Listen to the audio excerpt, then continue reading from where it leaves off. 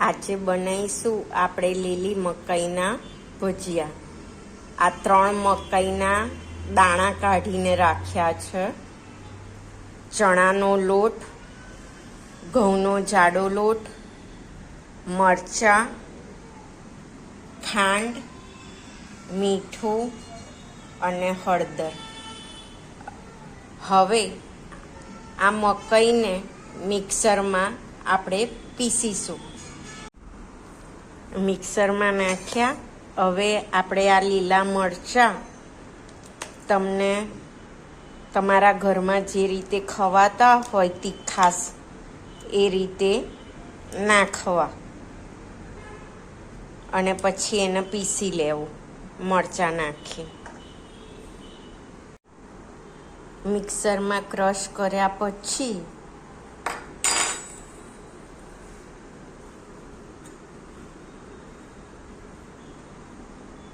એમાં થોડીક હળદર,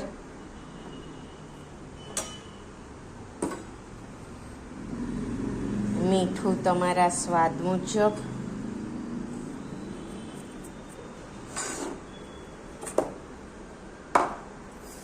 ખાંડ તમારા સ્વાદ મુજબ,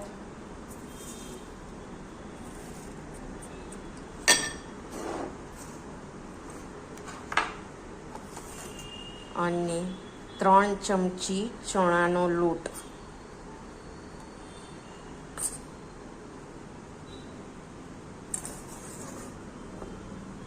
અને ઘઉંનો જાડો લોટ લાડવાનો 4 ચમચી જેવો। પછી તમારે આને મિક્સ કરી દેવાનું અને મેથીના ગોટા જેવું બેટર તૈયાર કરવાનું। અને મેથીના ગોટામાં આપણે બેટર મૂકી રાખીએ તો પણ એ ઢીલું નથી થતું, પણ લીલી મકાઈના ભજીયામાં બેટર મૂકી નથી રખાતું ખીરું, નહીં તો એ બહુ જ ઢીલું થઈ જશે। એટલે આનું ખીરું તૈયાર કરીને તમારે તરત ભજીયા બનાવી દેવાના।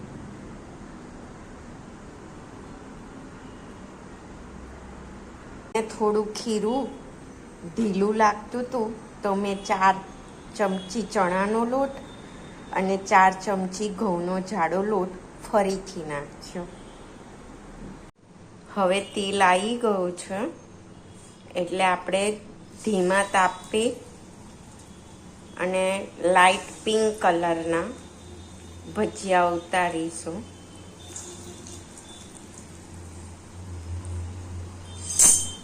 અને અત્યારે ચોમાસામાં મકાઈ બહુ સરસ મળતી હોય છે, એટલે વરસાદમાં આ ભજીયા ખાવાની મજા આવે અને કેચઅપ જોડે બહુ સરસ લાગે છે। તળ્યા પછી આવા સરસ લાગે, મરચાં જોડે કેચઅપ જોડે સરસ લાગે છે। અને આમાં જો તમે વધારે વાર મૂકી રાખો એક વખત ખીરું તો ઢીલું તો થઈ જશે, પણ પછી છે ને તમે જ્યારે તળશો ને તો અંદર તેલ વધારે લાગશે, એટલે તરત તળવા જરૂરી છે। અને આ વિડીયો તમને ગમ્યો હોય તો લાઈક, શેર, સબસ્ક્રાઈબ કરજો। જય શ્રી કૃષ્ણ।